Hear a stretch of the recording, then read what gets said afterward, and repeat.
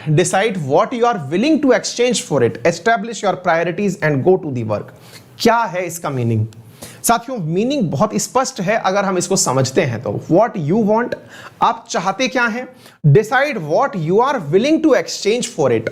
Sometimes ऐसा होता है कि हम में से चाहते तो बहुत सारे लोग हैं कि भैया हमें भी प्रशासनिक पद मिल जाएं, हमें भी लगता है कि हम भी एक दिल जिले के कलेक्टर बन जाएं, या फिर जो भी मतलब आपको बनना है। सपने तो बहुत होते हैं। अपन को याद होगा बचपन में अपने परिवारजन जो हैं हमको इस बात को कहकर ताने भी मारा करते थे कि बेटा तुम जो हो ना केवल मुंगेरी लाल के लड्डू खाते हो, खाली पीली दिमाग में बस ख्याल बनाते हो, तुम्हें करना कुछ नहीं है। क्यों हमको घर वालों ने ऐसा कहा, या कई बार हमें भी लगा यार हम सोचते तो बहुत अच्छा है, यानी कि विजन तो हमारा बहुत पॉजिटिव है। विजन पॉजिटिव से मतलब है यार चाहता तो मैं भी हूं कि भाई मैं देश का प्रधानमंत्री बन जाऊं, यार चाहता तो मैं भी हूं कि यार मैं इस जिले का कलेक्टर बन जाऊं, यार चाहता तो मैं भी हूं कि इस जिले का सबसे पैसे वाला आदमी मैं बन जाऊं, चाहता तो मैं भी हूं कि यार इस शहर का जो सबसे बड़ा व्यवसायी है वो मैं बन जाऊं, इस शहर में जितने भी पोस्टर्स लग रहे हैं वो सब मेरे हों। ये सब में एक चाहत तो है, लेकिन साथियों जो चाहत है ना, इस चाहत की एक कीमत होती है।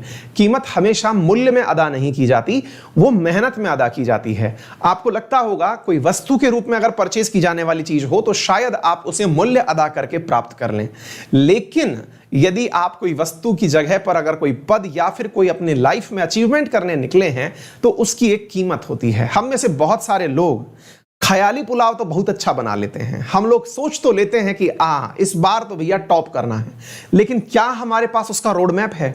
और रोड मैप है तो रोड मैप हमसे क्या बलिदान मांग रहा है ना?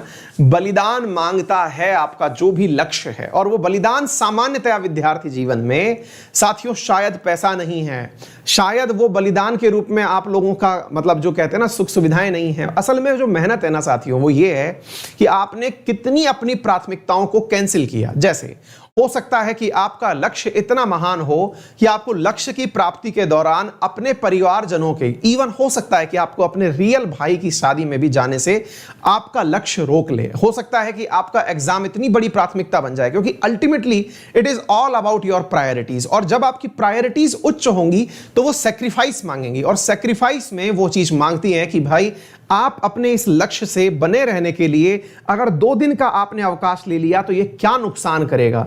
अगर हो सकता है कि आपने 2 दिन की छुट्टी ली और छुट्टी लेने से आपका रिदम बिगड़ गया, हो सकता है कि आपके घर में ही कोई निजी फंक्शन था आप उसमें नहीं जा पाए, हो सकता है कि आपको रातों की नींद खोनी पड़े, हो सकता है कि आपको अपने सारे दोस्त खोने पड़े, हो सकता है कि आप अब तक एसी रूम में बैठकर पढ़ते थे लेकिन नींद आने के कारण आपको धूप में बैठकर पढ़ना पड़े।